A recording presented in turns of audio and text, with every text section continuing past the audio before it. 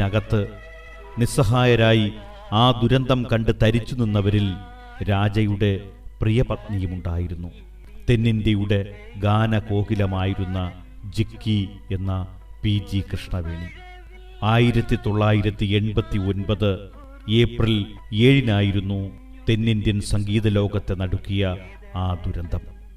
പ്രമുഖ ദക്ഷിണേന്ത്യൻ ഗായകനും സംഗീത സംവിധായകനുമായിരുന്നു ഏയിമല മന്മഥ രാജു രാജ എന്ന AM രാജ. മലയാളം, തമിഴ്, തെലുങ്ക്, കന്നഡ, സിംഹള സിനിമകളിൽ നിറസാന്നിധ്യമായിരുന്നു AM രാജ. ലോകനീതി എന്ന ചിത്രത്തിനു വേണ്ടി അഭേദേവ് എഴുതി ദക്ഷിണാമൂർത്തി സംവിധാനം ചെയ്ത കണ്ണാ നീ ഉറങ്ങാണ് രാജയുടെ ആദ്യ മലയാള ഗാനം. അച്ഛൻ എന്ന സിനിമയ്ക്കു വേണ്ടിയാണ് ആദ്യം പാടിയത് എന്നും ചിലർ പറയുന്നുണ്ട്.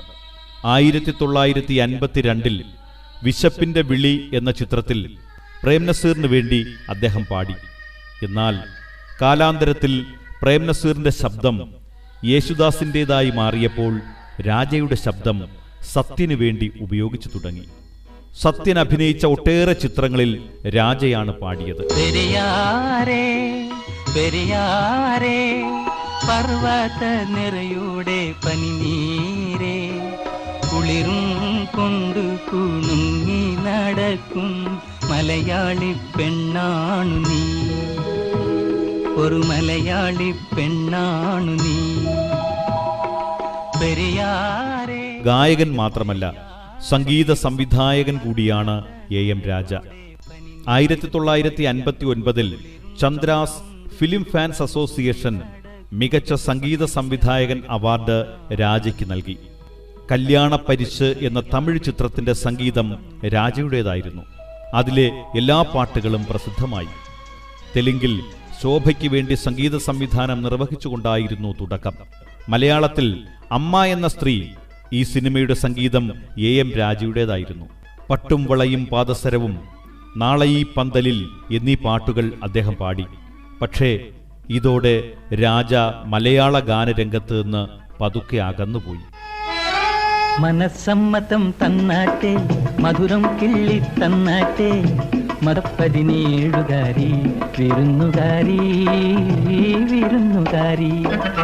മനസ്സമ്മതം തന്നാട്ടെ, മധുരം കിള്ളി തന്നാട്ടെ, മധുരപ്പതിനേഴ്. 1929 ജൂലൈ 1 മാധവരാജയുടെയും AM ലക്ഷ്മിയുടെയും മകനായി ആന്ധ്രയിലെ ചിത്തൂരിലാണ് AM രാജ ജനിച്ചത്.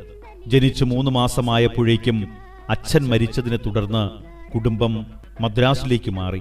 ചെന്നൈ പച്ചയ്യപ്പാസ് കോളേജിൽ നിന്നും ബിരുദം നേടുമ്പോഴേക്കും പിയാനോ വാദകൻ എന്ന നിലയിൽ അദ്ദേഹം പേരെടുത്തിരുന്നു. മദ്രാസ് പച്ചയ്യപ്പാസ് കോളേജിൽ പഠിക്കുമ്പോൾ തന്നെ സ്വന്തമായി പാട്ടുകൾ ട്യൂൺ ചെയ്ത് പാടിയിരുന്നു. KV മഹാദേവന്റെ പശ്ചാത്തല സംഗീതത്തോടെ അത് റെക്കോർഡാക്കുകയും ചെയ്തിട്ടുണ്ട്. ഈ പാട്ട് റേഡിയോയിൽ കേട്ട ജെമിനി സ്റ്റുഡിയോ ഉടമ വാസൻ രാജയെ സംസാരം എന്ന ചിത്രത്തിൽ പാടിച്ചു. ഇത് ഹിന്ദിയിൽ ഡബ് ചെയ്തപ്പോൾ പാടിയതും അദ്ദേഹം തന്നെയായിരുന്നു. MGR അഭിനയിച്ച ജനോവ തുടങ്ങിയ ഒട്ടേറെ സിനിമകളിൽ കൂടെ പാടിയ ജിക്കി കൃഷ്ണവേണിയെ രാജ ജീവിതസഖിയാക്കി. ജിക്കി മലയാളത്തിൽ ഒട്ടേറെ പാട്ടുകൾ പാടിയിട്ടുണ്ട്. ഉമ്മയിലെ കദളിവാഴ കയ്യിലിരുന്ന് കാക്കയിന്ന് വിരുന്നു വിളിച്ചു എന്നത് തന്നെ പ്രസിദ്ധമായ പാട്ടാണ്. വേറിട്ടു നിൽക്കുന്ന ശബ്ദം, കൗമാരം വിടാത്ത ശബ്ദം, അതായിരുന്നു AM രാജയുടെ സവിശേഷത. കൺമണി നീയൻ കരം പിടിച്ചാൽ കണ്ണുകളെന്തിനു വേറെ, എനിക്കു കണ്ണുകളെന്തിനു വേറെ. കൺമണി നീയൻ കരം. റാ തുടങ്ങിയ അക്ഷരങ്ങളുടെ ഉച്ചാരണത്തിലെ നേരിയ കല്ലുകടി ഒഴിച്ചാൽ തനി മലയാളി ഗായകനായിരുന്നു രാജ.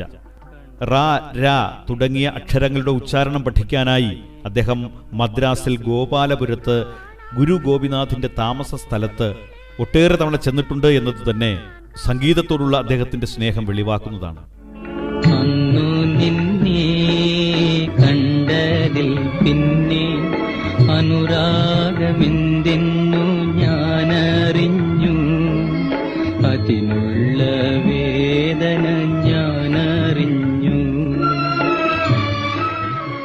മോഹിപ്പിക്കുന്ന ശബ്ദ സൗകുമാര്യം ഇല്ലായിരുന്നെങ്കിൽ യേശുദാസും ജയചന്ദ്രനും കൊടികുത്തിവാണ മലയാള ചലച്ചിത്ര ഗാനരംഗത്ത് സ്വന്തം ശബ്ദം കേൾപ്പിക്കാൻ രാജയ്ക്കാവുമായിരുന്നില്ല. അദ്ദേഹം വളരെയേറെ പാട്ടുകൾ പാടിയിട്ടില്ല. പാടിയവയെല്ലാം മധുരതരങ്ങളായിരുന്നു. ഉദയായുടെ സുവർണകാലത്ത് ഒട്ടേറെ പാട്ടുകൾ രാജ പാടി. മലയാളത്തിൽ അധികം പാടിയത് ദേവരാജന്റെ സംഗീത സംവിധാനത്തിലായിരുന്നു. ഇടവേളയ്ക്ക് ശേഷം ലവ് മാരേജ് എന്ന സിനിമയ്ക്ക് വേണ്ടി പാടിയ പ്രസാദ കുങ്കുമം ചാർത്തിയ ദേവിയാണ് രാജയുടെ അവസാന മലയാള ഗാനം.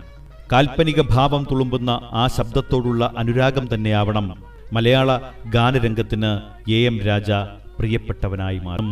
50കളിലെയും 60കളിലെയും മലയാള പിന്നണി ഗാനരംഗത്ത് നിറഞ്ഞു നിന്നിരുന്ന എ.എം. രാജയെക്കുറിച്ച് ഒരു ചെറുവിവരണം ഇവിടെ അവതരിപ്പിച്ചത് അംശു വി.എസ്. വർക്കല. ദിനവൃത്താന്തത്തിന്റെ താളുകളെക്കുറിച്ചുള്ള നിങ്ങളുടെ അഭിപ്രായങ്ങളും നിർദ്ദേശങ്ങളും ദയവായി കുറിക്കുക. ഈ ചാനൽ ആദ്യമായി കാണുന്നവർ സബ്സ്ക്രൈബ് ചെയ്യാനും നോട്ടിഫിക്കേഷൻ ലഭിക്കാനായി ബെല്ലൈക്കൺ ക്ലിക്ക് ചെയ്യാനും. തനിച്ചിരുന്നുറങ്ങുന്ന ചെറുപ്പക്കാരി